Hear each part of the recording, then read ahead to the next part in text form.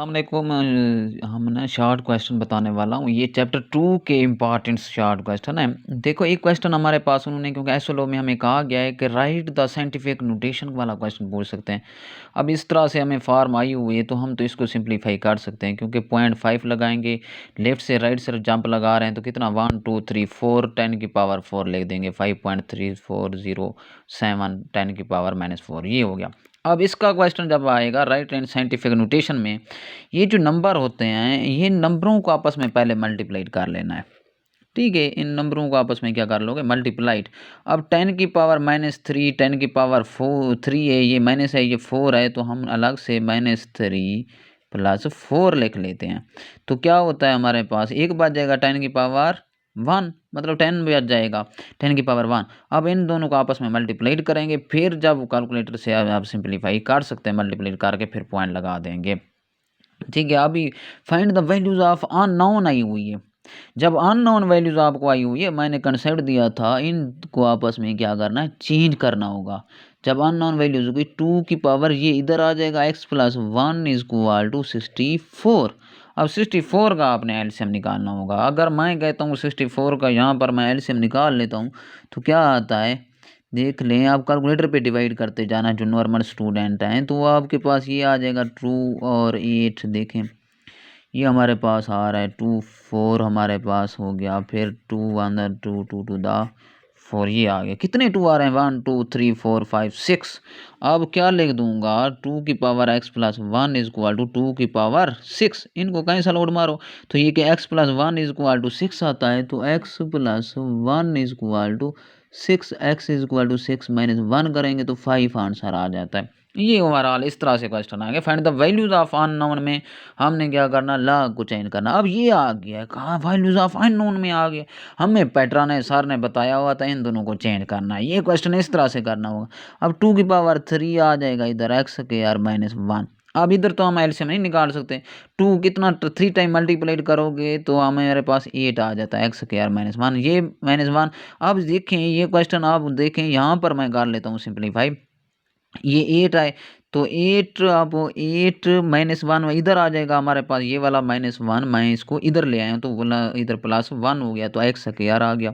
अब देखो 9 हो जाएगा, x² आएगा। अब इसको मैं 3 का स्क्वायर लिख सकता हूँ ना, x² कैंसल आउट मारो उसके पावर वाली, तो 3 = x, मतलब सेम वालों को। देखो मैंने किसी तरह से सिंप्लीफाई कर लिया है, तो आपने भी भाई इसी तरह कर सकते हैं, सिंप्लीफाई कर सकते हैं। अच्छा, फाइंड द लॉगरिथम। अब इसके मेरे पास कैलकुलेटर नहीं है, फाइंड द लॉगरिथम आ गए तो लॉग फाइंड करना, डायरेक्ट लॉग के आगे ये वैल्यूज पुट कर लेनी है। वो जो पॉइंट मैं कहता हूँ, सपोज कर रहा हूँ, सपोज ये आंसर नहीं है, मैं कहता हूँ 2.578 आ गया है, सपोज कर रहा हूँ। ये जो पॉइंट से पहले वाला जो नंबर होगा वो CH होगा, CH होगा 2 लिख दोगे। मंटीसा इसमें लिख दोगे, मंटीसा जो यहाँ पर पॉइंट से पहले आया हुआ है, मतलब 0 पॉइंट इधर जो भी नंबर होंगे 7 8 9 जो भी आते हैं, कैलकुलेटर पे आपने इसको सिंप्लीफाई कर लेना। यही बस क्वेश्चन है। ट्रिलियन है, 1 ट्रिलियन की, इसका मतलब 10 की पावर 12 होती है। ठीक है, अब हमने लॉग तो अप्लाई करना है, लॉगरिथम जो है लॉग है, तो हम लॉग जब 10 की पावर 12 अप्लाई करते हैं तो 12 पहले आ जाता है, 12 लॉग हमारे पास 10 आता है, 10 की वैल्यू 1 आती है, तो मतलब इस 1 ट्रिलियन का आंसर 12 आए। अब लॉग 4 की वैल्यूज आप पुट कर लोगे, डायरेक्ट आपको आंसर दे देगी। फाइंड द इंटी लॉग, शिफ्ट लगा के लॉग पे जाओगे, डायरेक्ट ये वैल्यूज पुट करो। अभी इसको माइनस वाले को रहना देना है, 3.52। अब CH हमारे पास नेगेटिव है, 52 हमारे पास 19 है, इसमें हमने सारा ओवरऑल वैल्यूज पुट कर लेनी है। वो जो आपके पास आंसर आएगा वो इंटी लॉग का होगा। इधर -3 का आप देखे सवाल होता है कि नहीं, ये बड़ा इंपॉर्टेंट सा -3 वाला, ये आपने किया होगा। एक्सरसाइज हमारे पास 2.4 एक्सरसाइजें भी लिखी हुई हैं। ये 2.3 का क्वेश्चन है, ये 2.1 का, ये 2.2 का, ये 2.1 का है। मैंने शॉर्ट क्वेश्चन देखो एक्सरसाइज के में बता रहा हूँ। डायरेक्ट आप इंटी लॉग शिफ्ट लगा के ये लगा दें, आपको हो जाएगा। Convert the base log b की पावर 536। बेस लॉग वाले इंपॉर्टेंट हैं, मैं ये बता रहा हूँ, बेस लॉग वाले थोड़ा सा कंफ्यूज करते हैं। अब हमारे पास log b की पावर 536 × 10, देखो कैसे, आपको मेरे ख्याल में किसी को नहीं आता होगा, लेकिन आपने एक्सरसाइज एग्जाम्पल 16 में चला जाना है। चैप्टर हमारे पास है चैप्टर 12 की, ठीक है, 16 में चले जाओगे तो आपको पता चल जाएगा बेस लॉ वाले की तरह। Use the law of logarithm to evaluate करना है। अब लॉ ऑफ लॉगरिथम, अब देखो ये भी हमारे पास बेस लॉ के रेलेवेंट हैं, ये अब इसको कैसे करेंगे, तो अब लिख देंगे ये सारा ओवरऑल। अब मैं इसको अब वीडियो एक बनाऊंगा तो सारा ओवरऑल एक एक क्वेश्चन करेंगे यहीं वाले जो इंपॉर्टेंट्स हैं। मतलब इसको जब कंसेप्ट क्लियर कर लेंगे तो मसला नहीं होगा। आप कमेंट में अगर बताएंगे आपको नहीं आता तो फिर मैं इसके बाद आज मैं वीडियो बना के आपको शेयर कर दूंगा ताकि आप इनको ईजिली आप सॉल्व कर रहे हैं, दूसरे चैप्टर में हमारे कंसेप्ट को क्लियर हो जाए। ये इंपॉर्टेंट्स हैं आपका। अच्छा एग्जांपल बता देता हूँ, ये 17 भी आपकी इंपॉर्टेंट्स है। Use the law of logarithm valuate करें और एग्जांपल हमारे पास है तो ये बहुत ही इंपॉर्टेंट्स है। आप एग्जांपल 17 में चले जाओगे, आप दूसरे चैप्टर में 17 जो एग्जांपल है देखिए हमारे पास ये बी स्क्वायर वाला ये क्वेश्चन लॉग आया हुआ है। ये एग्जांपल है आपकी, ये वैल्यूएट द लॉग बी की पावर 0.0036 है। आप दूसरे चैप्टर में जाएंगे ये आपको एग्जांपल नजर आएगी, उसके बाद ये एग्जांपल है। ये बहुत ही इंपॉर्टेंट एग्जांपल है। अब पॉइंट निकालेंगे यहाँ से, जब पॉइंट निकालते हैं ना तो हम क्या करते हैं, नीचे पॉइंट के नीचे 1 लिखते हैं। कितनी जीरो है, 1 2 3 4, जितने नंबर उतने हैं उतने 4 जीरो होते हैं। हमारे पास 10,000 हमारे पास आ जाएगा। इसका मतलब क्या है, 10 की पावर मैं क्या लिख सकता हूँ, 4 लिख सकता हूँ। अब इसको 2 मल्टीप्लाइड 5 की पावर, मतलब इसको भी 4 दे दूंगा, इसको भी 4 दे सकता हूँ। 2 सॉरी, आप इसका 4 दे दूंगा 10 की पावर। तो हमारे पास 2 की पावर 4। अब ये अगर आपको नहीं आता मुझे कमेंट में बताएं, जल्दी जल्दी हम इन क्वेश्चन को सॉल्व कर लें ताकि आपको मसला ना बने। पहले ओवरऑल ये इंपॉर्टेंट क्वेश्चन आते हैं तो माशाल्लाह आपने अकेडमी वगैरह ज्वाइन की हुई है तो मेरे ख्याल में आपकी तैयारी हो चुकी होगी। अभी हम आते हैं इंपॉर्टेंट क्वेश्चन एक्सरसाइज 2.5 जो है 5 पे आ गए। क्वेश्चन आपका 1 है, उसका जो है 4 और 7, बस ये दो इंपॉर्टेंट्स हैं। सॉरी 4 नहीं, 6 और 7 क्वेश्चन 1 का एक्सरसाइज 2.5 का इंपॉर्टेंस है। उसके बाद हम क्वेश्चन 2 पे आ गए, एक्सरसाइज 2.5 का क्वेश्चन 2 जो है उसके क्वेश्चन जो है दूसरे के जो पार्ट हैं कितना, तीसरा और पांचवा इंपॉर्टेंस है। ठीक है, इनको कर लें।